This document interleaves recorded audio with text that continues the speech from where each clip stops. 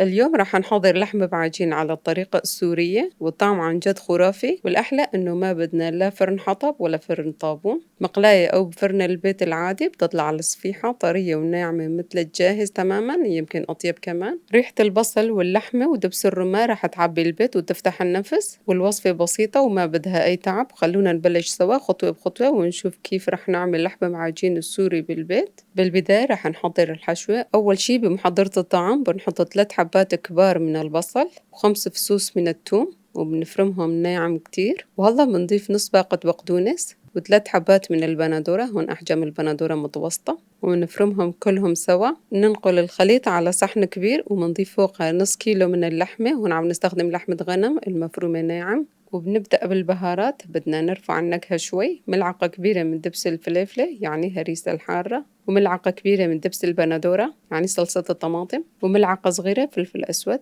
وملعقة كبيرة من البابريكا، هون البابريكا حلوة لحتى يعطينا اللون كتير حلو، وملعقة كبيرة من الملح، وملعقتين كبار دبس الرمان هي يلي بتعطي الحموضة والنكهة الحلوة. نخلط هدول المكونات كلهم مع بعضهم، وآخر شي بنضيف 3 كوب من زيت الزيتون، وممكن نستخدم النباتي لو منحب. نخلط كتير منيح وشوف القوام كيف صار ولا أطيب. الحشوة بتجنن، والحشوة صارت معنا جاهزة بنحطها على جنب. هلا راح نحضر العجينة. بزبدية كبيرة بنحط كوب ونص من المي، هون المي دافية، وملعقة كبيرة من الخميرة، ممكن نستخدم خميرة الخبز أو الخميرة الفورية، ملعقة كبيرة من السكر. نخلط شوي ليدوب السكر والخميرة. بنضيف كوب ونص من الطحين، وبنخلط هدول المكونات مع بعضهم كتير منيح. بنغطيها ونتركها ترتاح ربع ساعة تقريبا. شايفين الفقاعات؟ هاي العلامة إنه الخميرة عايشة ومبسوطة. وبعد 15 دقيقة بنضيف نص كوب من اللبن يعني الزبادي أو اليogurt، وملعقة كبيرة من الملح، و3 أكواب ونص تقريبا من الطحين. بهاي المرحلة بنضيف الطحين شوي شوي وبنبلش نلم العجينة بإيدنا. ممكن نحتاج ملعقة أو ملعقتين كبار زيادة على حسب نوعية الطحين واستيعابه للسوائل،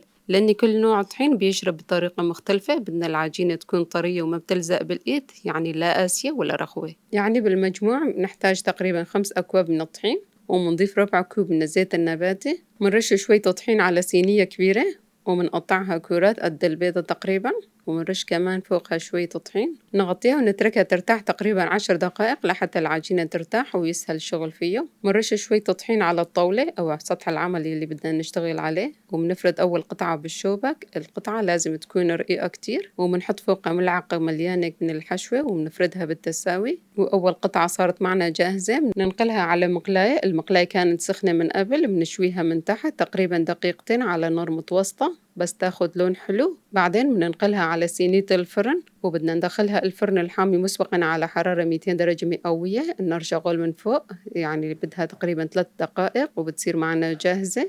والحشوة بتستوي تمام، ولما نطلعها من الفرن بنغطيها لحتى تضل طرية وناعمة مثل القطن. بنكمل فرد وحشي وشوي كل الكمية بنفس الطريقة. قدموها مع العيران وخضار الطازجة، يا سلام شوفوا الطعم شي بيفتح النفس. هاي الوصفة سورية الأصل، الكل بيحبها. جربوها وادعولي وما راح تندموا. حطوا لايك واشتركوا بالقناة لتشوفوا وصفات الجديدة أول بأول، وكل الحب لكم يا أحلى المتابعين.